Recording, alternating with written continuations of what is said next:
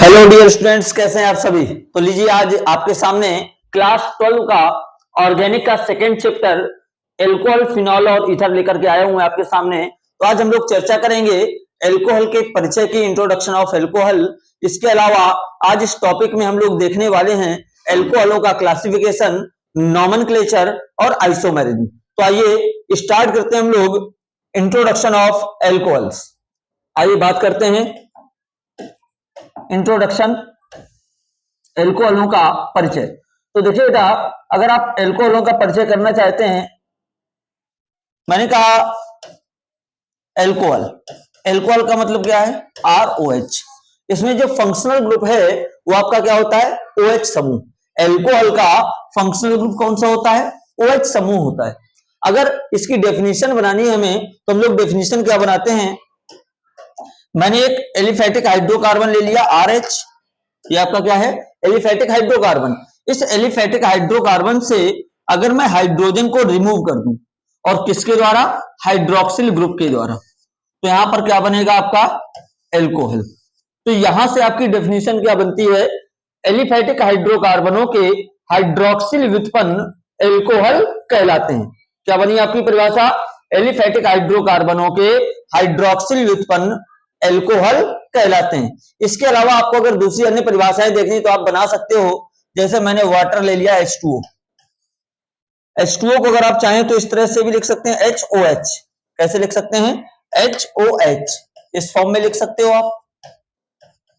तो आप इसके एक हाइड्रोजन को रिमूव करिए, किसके द्वारा, एल्किल ग्रुप के द्वारा।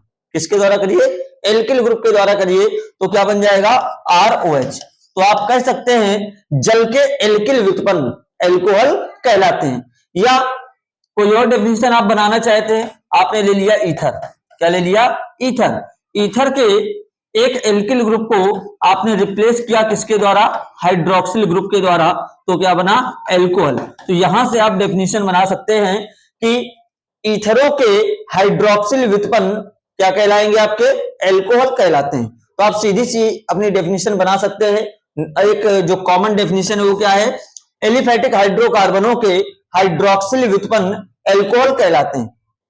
अब एल्कोहल में जनरली देखें हम लोग, अगर एल्कोहल में जनरली देखें तो जनरली आप एल्कोहल लेते हो क्या, जैसे R की जगह आपने ले लिया CH3CH2। क्या ले लिया, CH3CH2। तो जनरली जो एल्कोहल होते हैं उनमें OH समूह जिस कार्बन से लगा होगा उसका संकरण कितना होगा, sp3। कितना होगा, sp3। जनरल बात कर रहा हूं मैं एक, कि अगर जनरल आप एल्कोहल की बात कर रहे हैं तो उसमें OH जिस कार्बन से लगा होगा उस कार्बन का संकरण कितना होगा, sp3। तो आपकी एल्कोहल की डेफिनेशन क्या बन गई, एलिफेटिक हाइड्रोकार्बनों के हाइड्रोक्सिल व्युत्पन्न यौगिक एल्कोहल कहलाते हैं। या आप अदर डेफिनेशंस बना सकते हैं, जल के एल्किल व्युत्पन्न एल्कोहल कहलाते हैं, या आप कह सकते हैं ईथर के हाइड्रोक्सिल व्युत्पन्न एल्कोहल कहलाते हैं। तो आप यहां से तीनों में से कोई भी डेफिनेशन बना सकते हो। इसके बाद हम लोग बात करें क्लासिफिकेशन ऑफ एल्कोहल, एल्कोहलों का वर्गीकरण। तो एल्कोहलों का अगर आपको वर्गीकरण करना है बेटा, तो एल्कोहलों का जो वर्गीकरण है वो आप दो आधार पर कर सकते हो। पहला बेस आप ले सकते हो क्या, OH समूह की संख्या के आधार पर। पहला बेस आप क्या ले सकते हो, पहला बेस आप लेंगे OH समूह की संख्या के आधार पर। OH समूह की संख्या के आधार पर। और अगर आप दूसरा बेस देखना है आपको, तो आप कह सकते हैं संकरण के आधार पर। किसके आधार पर, संकरण के आधार पर। तो देखिए दो बेस आपने लिए, एक OH समूह की संख्या के आधार पर और दूसरा संकरण के आधार पर। अगर मैं बात OH समूह की संख्या के आधार पर करूं, तो OH समूह की संख्या के आधार पर इसको बांट सकते हैं आप तीन भागों में। कितने भागों में बेटा, तीन भागों में इसको बांटा जा सकता है। पहला पार्ट आपका हो जाएगा मोनो हाइड्रोक्सी एल्कोहल। पहला पार्ट क्या हो जाएगा, मोनोहाइड्रोक्सी एल्कोहल। दूसरे पार्ट की बात करूं तो दूसरा पार्ट इसका हो जाएगा आपका डाईहाइड्रोक्सी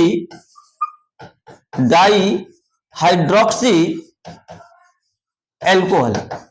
और अगर मैं तीसरे पार्ट की बात करूं तो जो इसका तीसरा पार्ट है वो क्या हो जाएगा, पॉलीहाइड्रोक्सी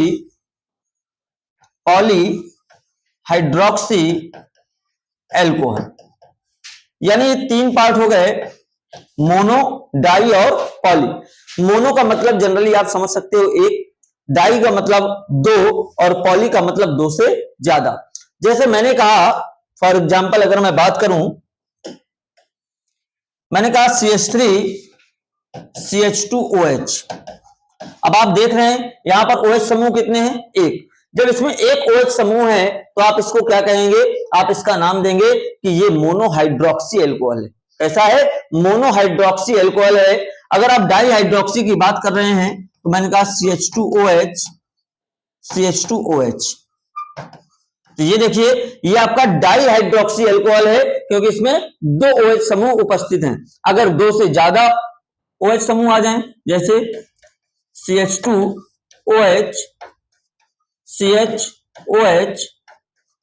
CH2OH तो देखिए इसमें दो से ज्यादा, अब दो से ज्यादा में 3 4 5 6 7 8 कितने भी हो सकते हैं, वो सारे के सारे किसमें आएंगे? पॉलीहाइड्रोक्सी अल्कोहल के अंतर्गत आएंगे। तो ये अल्कोहलों का क्लासिफिकेशन हुआ OH समूह की संख्या के आधार पर। अगर आपको डेफिनेशन बनानी है तो आप डेफिनेशन जैसे कह रहा मोनोहाइड्रोक्सी अल्कोहल, तो आप इसकी डेफिनेशन क्या बनाएंगे? ऐसे अल्कोहल जिनमें एक OH समूह उपस्थित होता है मोनोहाइड्रोक्सी अल्कोहल कहलाते हैं। बात है डाई हाइड्रोक्सी अल्कोहल की, तो ऐसे अल्कोहल जिनमें दो OH समूह उपस्थित होते हैं डाई हाइड्रोक्सी अल्कोहल कहलाते हैं। पॉली की बात आए तो आप कहेंगे ऐसे अल्कोहल जिनमें दो से अधिक OH समूह उपस्थित होते हैं उनको पॉलीहाइड्रोक्सी अल्कोहल कहते हैं। तो ये बात हुई OH समूह की संख्या के आधार पर। अगर मैं आगे इसकी चर्चा करूं तो मैंने कहा संकरण के आधार पर। किसके आधार पर बेटा? संकरण के आधार पर। अगर आप संकरण के आधार पर बात करें तो संकरण के आधार पर जनरली जब आप जाएंगे तो पहला तो आप ये कह सकते हैं जो आपके sp3 संकरित कार्बन हेलोजन कार्बन OH बंध युक्त यौगिक होते हैं, तो उसके आधार पर आप कह सकते हैं कि आपका एक तो हो गया एल्किल अल्कोहल। कौन सा हो गया? Alkyl alcohol. एल्किल अल्कोहल का मतलब क्या हुआ? एल्किल अल्कोहल का मतलब ऐसे अल्कोहल जिनमें OH समूह डायरेक्ट किससे जुड़ा होता है? एल्किल समूह से जुड़ा होता है। ऐसे यौगिक जिनमें OH समूह डायरेक्ट किससे जुड़ा होता है? एल्किल समूह से जुड़ा होता है, उनको आप लोग क्या कहते हैं? एल्किल अल्कोहल कहते हैं। अगर मैं अल्कोहल के यहां जनरल फार्मूले की बात करूं तो इसका जनरल फार्मूला हो जाएगा CnH2n + 1OH, या फिर आप ये भी कह सकते हैं CnH2n + 2O।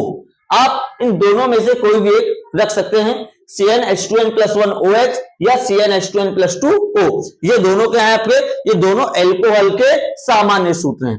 तो एक तो हो गया आपका एल्किल अल्कोहल। इसके बाद बेटा अगर मैं बात करूं एल्किल अल्कोहल के बाद तो एक होता है आपका बेंजिलिक अल्कोहल। कौन सा होता है? Benzylic alcohol. बेंजिलिक अल्कोहल क्या होता है आपका? आपकी बेंजीन की रिंग में, बेंजीन की रिंग आपकी ये है, इस बेंजीन की रिंग से जुड़े कार्बन से OH समूह लगाओ। एल्किल अल्कोहल तीन प्रकार का हो सकता है, प्राइमरी, सेकेंडरी और टर्सरी। तीन प्रकार का, प्राइमरी, सेकेंडरी और टर्सरी। ऐसे बेंजिलिक अल्कोहल भी तीन प्रकार का हो सकता है, प्राइमरी, सेकेंडरी और टर्सरी। देखिए मैंने वैलेंसी फ्री कर दी है इसमें। अगर आप दोनों तरफ हाइड्रोजन लगा देंगे प्राइमरी हो जाएगा, एक जगह हाइड्रोजन एक जगह एल्किल समूह लगा देंगे सेकेंडरी हो जाएगा, और दोनों जगह अगर आपने एल्किल समूह लगा दिया तो टर्सरी हो जाएगा। यानी कि बेंजिलिक अल्कोहल भी क्या होता है आपका?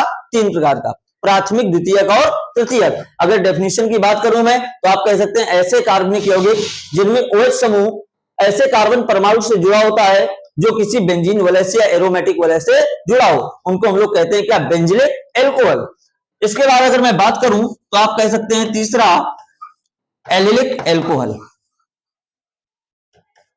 क्या कह सकते हैं? Allylic alcohol. एलिलिक अल्कोहल की अगर मैं बात करूं, अगर मैं बात एलिलिक अल्कोहल की करूं तो एलिलिक समूह होता है आपका CH2 double bond CH single bond CH2। ये आपका एलिलिक समूह होता है। क्या होता है? ये एलिलिक समूह होता है। जब इससे OH समूह जुड़ जाएगा तो आप इसको कहेंगे क्या? Allylic alcohol. आप डायरेक्टली परिभाषा बोल सकते हैं, ऐसे कार्बनिक यौगिक जिनमें OH समूह एलिलिक समूह से जुड़ा होता है उनको एलिलिक एल्कोहल कहते हैं। या आप ये भी कह सकते हैं ऐसे कार्बनिक यौगिक जिनमें OH समूह किसी ऐसे कार्बन परमाणु से जुड़ा होता है जो किसी अन्य द्विबंधित कार्बन परमाणु से जुड़ा हो। या आप ये भी कह सकते हैं कि द्विबंधित कार्बन परमाणु के निकटवर्ती कार्बन परमाणु से जब OH समूह जुड़ा होता है तो उनको एलिलिक एल्कोहल कहते हैं। तो आप डेफिनेशन यहीं से बना सकते हो। फिर अगर मैं ऐसे यौगिकों की बात करूं जिनमें OH समूह जिस कार्बन से जुड़ा हो उसका संकरण कितना हो, sp2, तो ऐसे यौगिकों में आप एक तो बात कर सकते हो किसकी, फिनॉल की।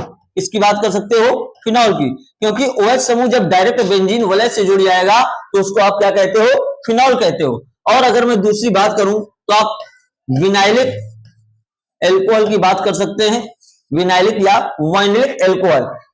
वाइनिलिक समूह क्या होता है आपका, CH2 डबल बॉन्ड CH, ये आपका वाइनिलिक समूह होता है। जब इसमें वह समूह जोड़ दोगे तो कहोगे ये वाइनिलिक एल्कोहल है। इसका मतलब क्या हुआ, आप कह सकते हो ऐसे कार्बनिक यौगिक जिनमें OH समूह सीधे द्विबंधित कार्बन परमाणु से जुड़ा होता है उनको वाइनिलिक एल्कोहल कहते हैं। तो ये आपका पूरा क्लासिफिकेशन हो गया एल्कोहल का। इसके बाद आगे बात करें हम लोग नॉमेनक्लेचर ऑफ एल्कोहल्स। हम लोग एल्कोहलों के नामकरण की बात करें बेटा, तो एल्कोहलों का नामकरण देखिए, अब नामकरण में दो विधियां हैं। एक है आपकी सामान्य नाम पद्धति, एक आपकी कौन सी है, सामान्य नाम पद्धति। अगर मैं सामान्य नाम पद्धति की बात करूं तो सामान्य नाम पद्धति में आप एल्कोहल को लिखते हो एल्किल एल्कोहल के रूप में। किस रूप में लिखते हो, एल्किल एल्कोहल।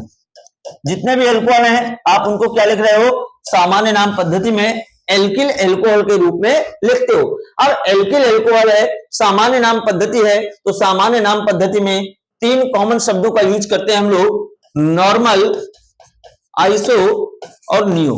तीन कॉमन शब्दों का प्रयोग करते हैं, नॉर्मल, आइसो और नियो। नॉर्मल का मतलब, आइसो का मतलब और नियो का मतलब अगर मैं आपको समझाऊं तो बेटा सीधी सी बात है। आप ये मान लीजिए कि आप एक हाईवे पर जा रहे हैं। देखिए ये एक हाईवे है, इस हाईवे में दुकानें हैं, इन दुकानों को मान लीजिए आप ये कार्बन है, ये दुकानें क्या आपकी कार्बन है। तो एक सीधी चेन जा रही है तो ये नॉर्मल चेन है। कैसे है ये, नॉर्मल चेन है। आइसो का मतलब है कि आप हाईवे पर जा रहे थे, आप हाईवे पर जा रहे थे और जब आप हाईवे पर जा रहे थे तो आपको पहले कार्बन के बाद जो दूसरा कार्बन था वहां पर आपको मिल गया तिराहा। वहां क्या मिल गया आपको, तिराहा मिल गया।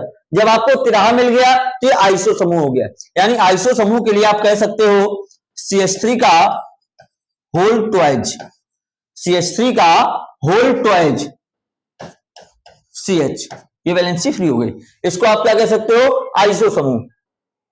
इसके बाद अगर बात नियो की आए तो देखिए पहले ही कार्बन के बाद, पहले ही कार्बन के बाद देखिएगा आपको चौराहा मिल गया। क्या मिल गया, चौराहा मिल गया, ये नियो हो गया। यानी इसको आप क्या कहोगे, CH3 का होल थ्राइज, इसको कहेंगे CH3 का होल थ्राइज। तो ये आपका क्या हो गया, नियो।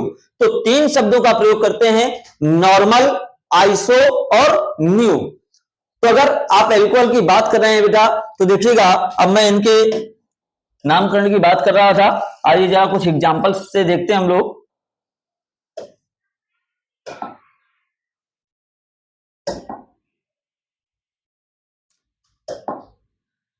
देखो बेटा, अब अगर आपको कुछ एग्जांपल्स देखने हैं तो हम लोग क्या करेंगे, मैंने कहा पहला example CH3, CH2, CH2, CH2, CH2OH, 1 2 3 4 5, 5 carbon की चेन है, उसमें OH समूह लगा हुआ है। इसका नाम अगर आपको रखना है तो इसका नाम आप क्या रखेंगे, इसका नाम आप रखेंगे नॉर्मल पेंटिल एल्कोहल।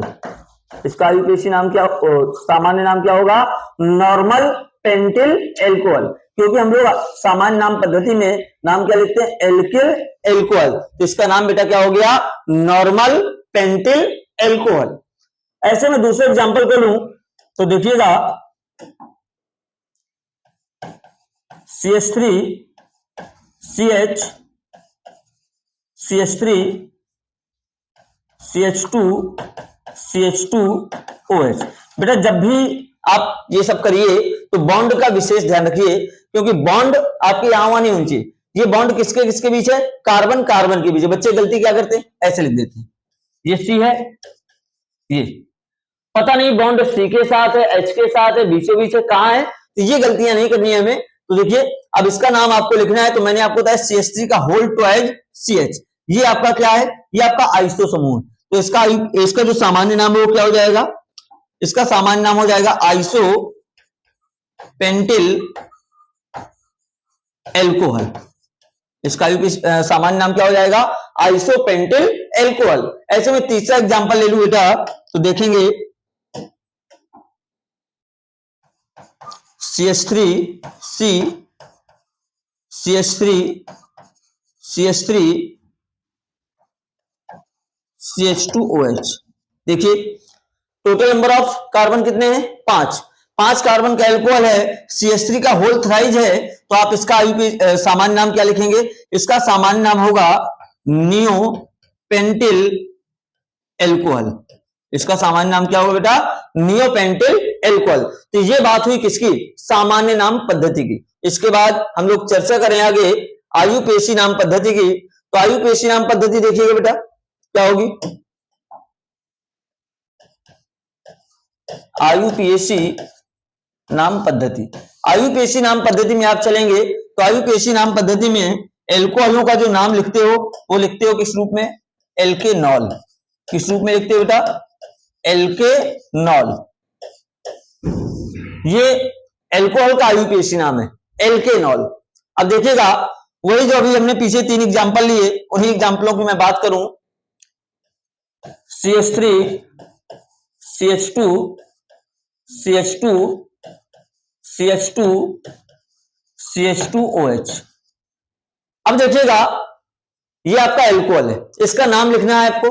तो आयुपीएसी के अकॉर्डिंग आप सबसे पहले देखते हैं क्या, चेन का चुनाव करते हैं, श्रृंखला का चुनाव करते हैं। तो आप देख रहे हैं आपकी श्रृंखला कितने कार्बन की है, 5 कार्बन की। इसका दूसरा नियम आपसे कहता है कि जब आप श्रृंखला का चयन कर लें तो उसे नंबरिंग करें, अंकन करें। तो अगर बेटा इसका अंकन करूं मैं, नंबरिंग करूं, तो नंबरिंग कहां से स्टार्ट होगी, तो अंकन वहां से प्रारंभ करते हैं जहां से मुख्य क्रियात्मक समूह पास पड़े। तो आपका मुख्य क्रियात्मक समूह क्या है, OH समूह। तो हम लोग नंबरिंग इस कार्बन से ना करके इस कार्बन से करेंगे, 1 2 3 4 5। तब देखिएगा एल्क की जगह क्या आएगा, 5 कार्बन है तो एल्क की जगह क्या आ जाएगा आपका, पेंट। तो इसका नाम जब आप लिखेंगे तो क्या हो जाएगा, एल्क की जगह पेंट, तो नाम हो गया पेंटेनॉल। नाम क्या हो गया, पेंटेनॉल। अब OH समूह किस नंबर पर है, 1 पर, तो आप पेंटेनॉल 1 लिखें या ना लिखें, या आप कह सकते हो पेंट 1 ऑल, पेंटेन 1 ऑल, या 1 ऑल पेंटेन, किसी भी रूप में आप इसको लिख सकते हो। दूसरा देखो एग्जांपल हम लोग, CH3 CH CH3 CH2 CH2OH। सामान्य नाम पद्धति में इसको आप क्या कह रहे थे, इसको आप कह रहे थे आइसोपेंटिल एल्कोहल। क्या कह रहे थे, आइसोपेंटिल एल्कोहल। तो बेटा इसका अगर आयुपीएसी में नाम लिखे हम लोग, तो आयुपीएसी में आप क्या करोगे, नंबरिंग यहीं से करोगे, 1 2 3 4, ये नंबरिंग हो गई बेटा। अब देखिए ये आपका मुख्य क्रियात्मक समूह है और ये आपका CH3 प्रतिस्थापी समूह। चेन आपकी 4 कार्बन की बनी, तो सबसे पहले प्रतिस्थापी समूहों का नाम लिखते हैं। तो इसका जब आप नाम लिखोगे तो इसका नाम क्या हो जाएगा बेटा, 3 नंबर पे क्या लगा है आपका, मेथिल। तो आप लिखेंगे 3 मेथ, आप मेथ लिखें या पूरा मेथिल लिखें, बात एक ही है। तो हो गया 3 मेथ, 4 कार्बन का एल्कोहल है, तो हो गया ब्यूटेनॉल। क्या हो गया, ब्यूटेनॉल। इसके बाद बेटा मैं आगे बात करूं, नियो वाला एग्जांपल ले लूं जरा, देखिएगा CH3 C CH3 CH3 CH2OH। आप इसको अगर सामान्य नाम पद्धति में जाते थे तो इसको क्या कह रहे थे, नियोपेंटिल एल्कोहल। क्या कह रहे थे, नियोपेंटिल एल्कोहल कह रहे थे। तो बेटा मेरे लाल आयुपीएसी में जा रहे हो तो नंबरिंग क्या करोगे, 1 2। अब आप ऊपर जाओ नीचे जाओ सीधे जाओ, मर्जी आपकी, आप कहीं भी जा सकते हो बेटा, हम तो सीधे सीधे ही चलते हैं। तो अब देखिए ये दो प्रतिस्थापी समूह हो गए। जब ये दो प्रतिस्थापी समूह हो गए तो इसका जब नाम लिखोगे आप तो इसका नाम क्या लिखोगे? देखिए 2 नंबर पे दो मेथिल समूह हैं तो 2,2 डाई मेथिल और 3 कार्बन की चेन प्रोपेनॉल। क्या बन जाएगा बेटा? प्रोपेनॉल। ये हो गया इसका आईयूपीएसी नाम। तो आप किसी भी एल्कोहल का आईयूपीएसी नाम नॉर्मली इस तरह से लिख सकते हो। नियमों का पालन करते हुए आप जाएंगे तो आप किसी का भी आईयूपीएसी नाम लिख सकते हो। इसके बाद बेटा हम लोग अगले स्टेप में देखते हैं आइसोमेरिज्म ऑफ एल्कोहल्स। अगर मैं एल्कोहलों में समावयवता की बात करूं, देखिए समावयवता से रिलेटेड क्वेश्चन बोर्ड एग्जाम में आ जाता है। C5H11OH बताइए इसके कितने संभावित समावयवी होंगे? तो इस तरह क्वेश्चन बोर्ड एग्जाम में दे देता है। तो अगर मैं समावयवता की बात करूं तो जो आपका एल्कोहल है इस संरचनात्मक समावयवता में 3 प्रकार की समावयवता आपको दर्शाता है। पहली आपको दर्शाता है ये श्रृंखला समावयवता, दूसरी आपको दर्शाता है स्थान समावयवता और तीसरी जो दिखाता है वो दिखाता है क्रियात्मक समूह समावयवता। तो कितने प्रकार की समावयवता दर्शाता है? 3 प्रकार की समावयवता दर्शाता है संरचनात्मक के अंदर। पहली आपकी श्रृंखला समावयवता, दूसरी स्थान समावयवता और तीसरी कौन सी दिखाता है आपको? तीसरी दिखाता है क्रियात्मक समूह समावयवता। तो अगर मैं समावयवता के बारे में बताऊं आपको थोड़ा सा, तो समावयवता का मतलब क्या है? समावयवता का मतलब है 2 या 2 से अधिक ऐसे कार्बनिक यौगिक, 2 या 2 से अधिक ऐसे कार्बनिक यौगिक जिनके अणुसूत्र समान हो परंतु गुणधर्म भिन्न भिन्न हो, ऐसे यौगिकों को आप समावयवी यौगिक कहते हो और घटना को समावयवता कहते हो।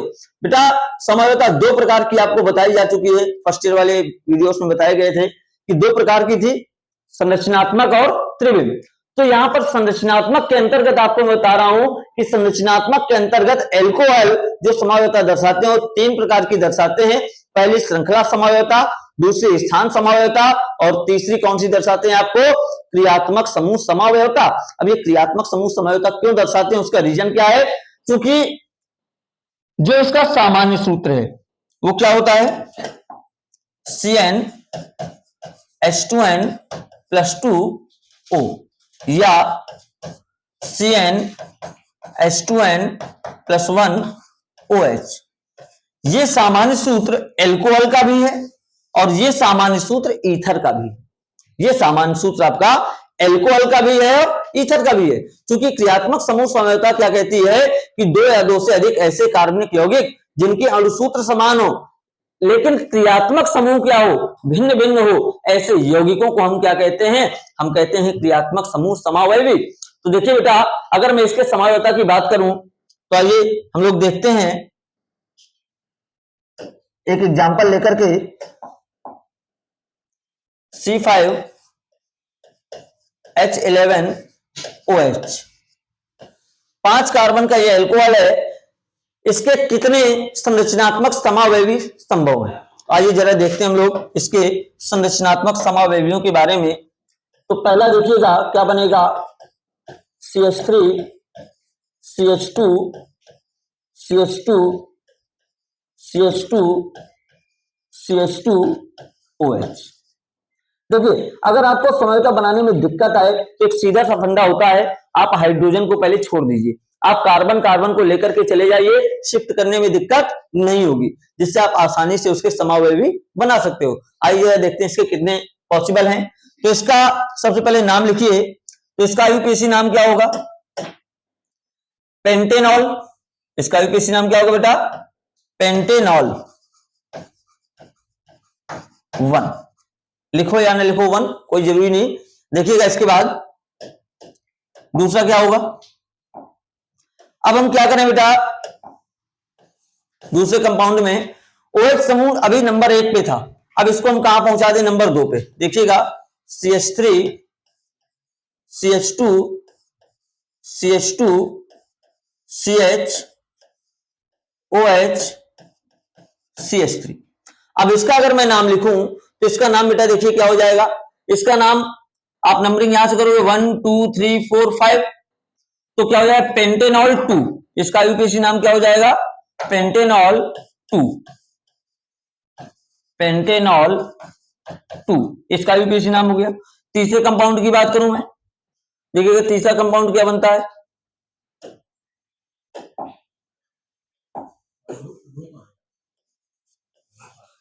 अब OH को मैं तीसरे नंबर पे ले आऊं तो देखिए क्या बना, CH3 CH2 CH OH CH2 CH3। तो OH समूह तीसरे नंबर पे पहुंच गया, तो इसका नाम क्या हो जाएगा, पेंटेनॉल 3। इसका नाम क्या हो गया, पेंटेनॉल 3। अगर मैं इन तीनों की बात करूं तो ये तीनों आपस में किस प्रकार के समावयवी हैं, तो ये तीनों आपस में स्थान समावयवी हैं। क्यों, क्योंकि OH की पोजीशन देखिए, रूट वर्ड सबका सेम है पेंट, लेकिन OH की पोजीशन 1 2 3 पोजीशन चेंज हो रही है, इसलिए आपस में क्या है, पोजिशनल आइसोमर। देखिएगा मैं अगला कंपाउंड लूं, अगला आपका क्या बनेगा, अब आप क्या करिए, आपने OH समूह की पोजीशन को चेंज कर लिया। अब आप सोचे कि हम OH को यहां ले आए चौथे नंबर पे, तो ऐसा पॉसिबल नहीं होगा, क्योंकि नंबरिंग यहां से स्टार्ट हो जाएगी और वापस पेंटेनॉल 2 बन जाएगा। तो हम क्या करें, पहले वाले कंपाउंड में जो कार्बन की चेन 5 की थी उसको कितने कर दें, अब 4 की। आइए जरा 4 की चेन करते हैं, CH3 CH2 CH3 CH2 CH2 OH। अब देखिए इसका नाम लिखिए 1 2 3 4, तीसरे पे मेथिल समूह आ गया, तीसरे पे आपका क्या आ गया, मेथिल समूह आ गया, तो इसका नाम क्या हो जाएगा, 3 मेथिल ब्यूटेनॉल 1। इसका नाम क्या हो गया, 3 मेथिल ब्यूटेनॉल 1। इसके बाद बेटा मैं बात करूं, देखिएगा पांचवें कंपाउंड की, तो मैं CH3 को इस तीसरे से उड़ा कहां पहुंचा दूं, दूसरे पे। कहां पहुंचा दूं बेटा, दूसरे पे। देखिए क्या होगा, CH3, देखिए यहां पर मैंने CH2 कर दिया था, थोड़ा ध्यान रखिए कार्बन की वैलेंसी यहां ज्यादा हो गई थी, है ना, क्या हो गया, CH होगा, तो CH3 CH2 CH CH3 CH2 OH। तो अब इसका नाम क्या होगा, 1 2 3 4, तो 2 पे मेथिल ग्रुप आ गया, तो इसका नाम देखिए क्या हो गया, 2 मेथिल, 4 कार्बन की चेन बन रही है, ब्यूटेनॉल 1।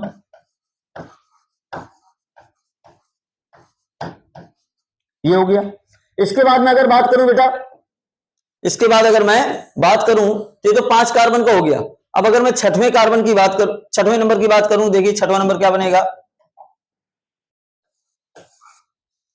अब मैं इस OH को इसी के साथ लगा दूं, देखिए क्या होगा, CH3 CH2 C CH3 OH CH3। इसका नाम क्या होगा, 1 2 3 4, 2 नंबर पे मेथिल है, 2 नंबर पे OH भी है, तो इसका नाम देखिए क्या हो जाएगा बेटा, 2 मेथिल ब्यूटेनॉल 2, 2 मेथिल ब्यूटेनॉल 2। ऊपर वाला देखिए क्या था, 2 मेथिल ब्यूटेनॉल 1, और ये क्या है, 2 मेथिल ब्यूटेनॉल 2। इसके बाद में अगर सातवें कंपाउंड की बात करूं, देखिएगा सातवां कंपाउंड आपका क्या बनेगा,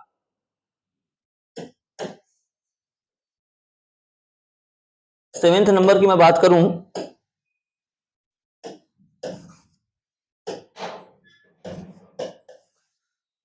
तो मैं CH3 या OH में से दोनों में से किसी एक की पोजीशन चेंज कर दूं। देखिएगा CH3 CH CH3 CH OH CH3। अब इसकी नंबर 1 2 3 4, तो 3 मेथिल ब्यूटेनॉल 2, इसका नाम क्या हो जाएगा बेटा, 3 मेथिल ब्यूटेनॉल 2, 3 मेथिल ब्यूटेनॉल 2।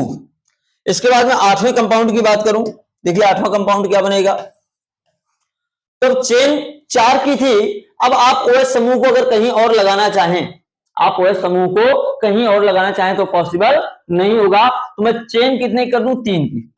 देखिएगा CH3 C CH3 CH3 CH2OH। ये इसका नाम क्या हो जाएगा बेटा? इसका नाम देखिए, देखते हैं 1 2, अब कहीं भी चले जाओ तो 3, तो नाम क्या हो जाएगा 2,2 डाइमेथिल 3 की चेन प्रोपेनॉल 1। तो ये इसका हो गया। यानी कि टोटल जो आपके संरचनात्मक समावयवी थे उसमें से आप देख रहे हो 8 संभावित समावयवी हमें प्राप्त हुए, लेकिन इनमें से कोई भी मेटामर नहीं है। ये सारे के सारे क्या हैं? एल्कोहल हैं। ये सारे के सारे क्या बेटा? सारे के सारे एल्कोहल हैं। जब ये सारे के सारे एल्कोहल हैं तो आप क्या करेंगे? आप क्या करेंगे? आपको मध्यावयवी अलग से बनाने पड़ेंगे। यानी कि अगर मैं ये कहूं कि C5H11OH के कितने एल्कोहल संभव है तो आप कहोगे 8। अब इसमें देखिए कितने क्वेश्चन एराइज हो सकते हैं। आप कह सकते हैं इनमें कितने प्राथमिक एल्कोहल हैं, कितने द्वितीयक एल्कोहल हैं, कितने तृतीयक एल्कोहल हैं। तो प्राथमिक, द्वितीयक और तृतीयक एल्कोहल की अगर आपको पहचान करनी है तो ध्यान रखिएगा, जब आपको मिले CH2OH, क्या मिले आपको? CH2OH, हमेशा एल्कोहल कैसा होगा? प्राथमिक होगा। जब आपको मिले CHOH, क्या मिले? CHOH, तो हमेशा एल्कोहल कैसा होगा? द्वितीयक होगा। और जब आपको मिले COH, क्या मिले आपको? COH, तब एल्कोहल हमेशा कैसा होगा? तृतीयक होगा। ये आपको पहचानने का एक इजी वे मैंने बता दिया कि जब आप देखेंगे CH2OH तो कैसा होगा? प्राथमिक होगा, CHOH द्वितीयक होगा, COH तृतीयक होगा। या आप एक कॉन्सेप्ट दिमाग में बैठा सकते हैं कि OH समूह जिस कार्बन से जुड़ा होगा, OH समूह जिस कार्बन से जुड़ा होगा वह कार्बन डायरेक्टली जितने अन्य कार्बन परमाणुओं से जुड़ा होगा एल्कोहल की प्रकृति वही होगी।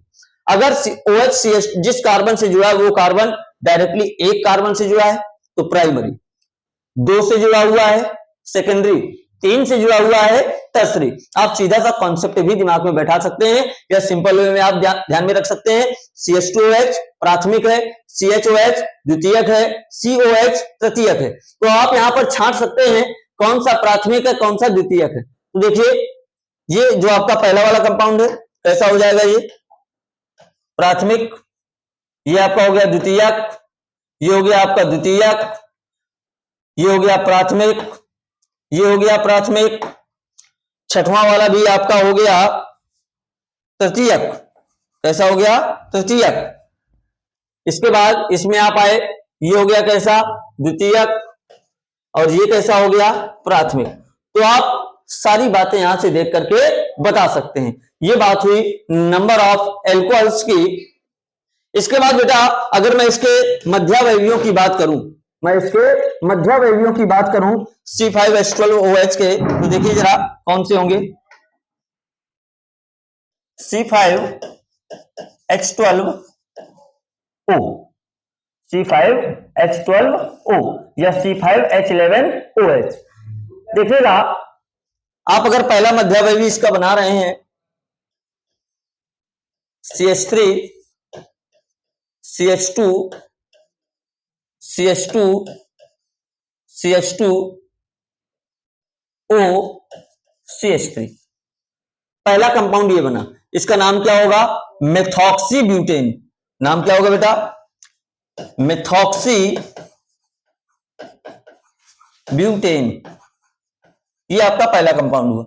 इसके बाद बेटा मैं दूसरे कंपाउंड की बात करूं, देखिएगा O को बीच में ले आइए, CH3 CH2 CH2O CH2 CH3, ethoxy propane. इसका यूपीएससी नाम क्या हो गया बेटा? Ethoxy propane. Ethoxy propane. तीसरे कंपाउंड की मैं बात कर लूं,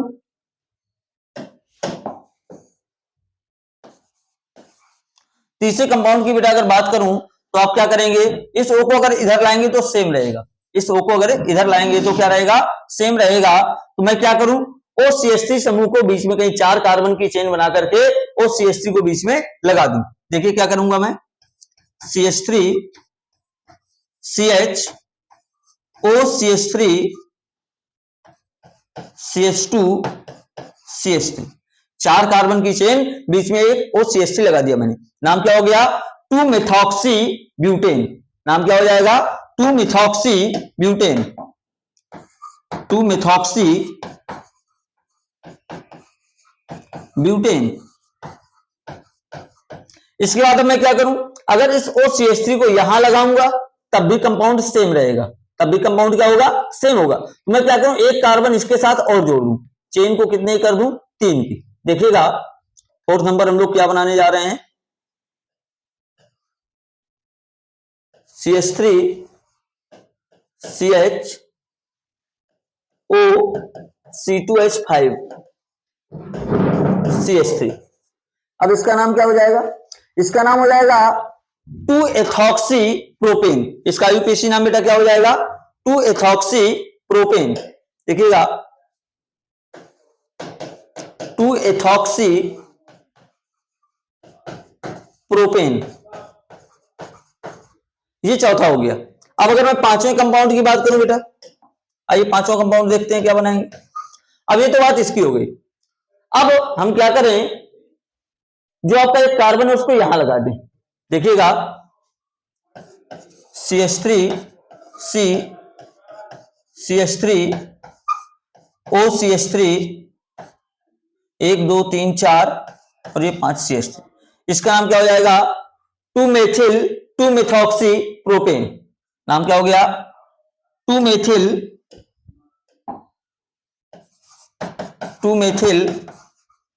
2-मेथॉक्सी और 3 कार्बन की चेन प्रोपेन। इसके बाद बेटा क्या करूं मैं, छठवां क्या बनाऊंगा, देखिएगा अब 6 नंबर। अब जैसे मैंने इसमें किया, OCH3 को इधर पे लगाया, अब OCH3 को अगर मैं इधर लगा दूं, देखिएगा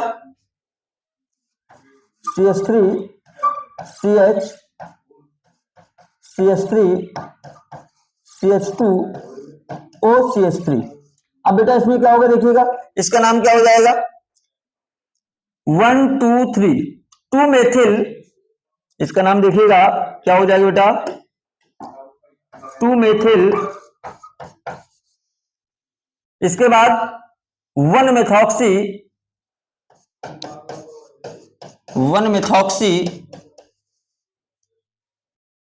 3 कार्बन की चेन प्रोपेन। तो ये आपके टोटल नंबर ऑफ मेटामर्स हो गए। आपसे अगर पूछे C5H12O के कुल कितने समावयवी बनेंगे स्ट्रक्चर में, तो बनेंगे तो टोटल कितने, 14 बनेंगे, जिसमें से 8 एल्कोहल होंगे और 6 मध्यावयवी यानी मेटामर्स होंगे। तो इस तरह से आप लोगों ने देखा, होप सो मजा आया होगा सेशन देख करके। अगले टॉपिक में फिर से हम लोग देखने वाले हैं कि एल्कोहल की फॉर्मेशन कैसे होगी। तो पूरा फॉर्मेशन का एक पूरा फुल वीडियो आपको मिलेगा, जिसमें कई तरीके से हम लोग एल्कोहलों के निर्माण के बारे में चर्चा करेंगे। तो जुड़ते रहिए हमसे हमारे YouTube channel RJ chemistry campus पर। और अगर वीडियो पसंद आ रहे हो तो लाइक कीजिए, शेयर कीजिए, अपने दोस्तों को भी बताइए, जिससे ज्यादा से ज्यादा लोग हमसे जुड़ते रहें और इस परिवार का हिस्सा बनते रहें।